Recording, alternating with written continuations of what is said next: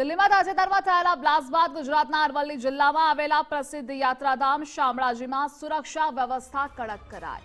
ભક્તોની સલામતીને ધ્યાનમાં રખાઈ પોલીસ વિભાગે તાત્કાલિક પગલાં લીધા।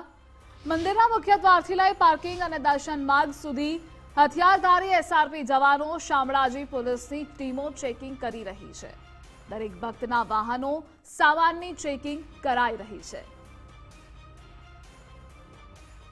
દિલ્હીની ઘટના બાદ અરવલ્લી પોલીસ સતર્ક બની છે। ખાસ કરીને રાજ્યને જોડતી જે સરહદો છે તેના ઉપર તો ચુસ્ત પોલીસ બંદોબસ્ત ગોઠવવામાં આવ્યો છે। સાથે સાથે જે ધાર્મિક સ્થાનો છે તેની ઉપર પણ પોલીસ બંદોબસ્ત ગોઠવી તકેદારીના પગલાં લેવામાં આવ્યા છે। હાલ અત્યારે આપણે યાત્રાધામ શામળાજી ખાતે છીએ। દૃશ્યોમાં આપ જોઈ શકો છો કે યાત્રાધામ શામળાજી ખાતે પણ દિલ્હીની ઘટના બાદ જે પોલીસનો ચાપતો બંદોબસ્ત હાલ ગોઠવી દેવામાં આવ્યો છે। જે દર્શનાર્થીઓ આવે છે તેમની ઉપર બિલકુલ નજર રાખવામાં આવી રહી છે।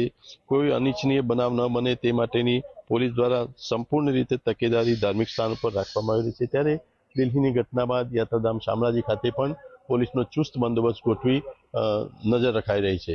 વિપુલ રાણા, ગુજરાત ફર્સ્ટ, યાત્રાધામ શામળાજી, અરવલ્લી।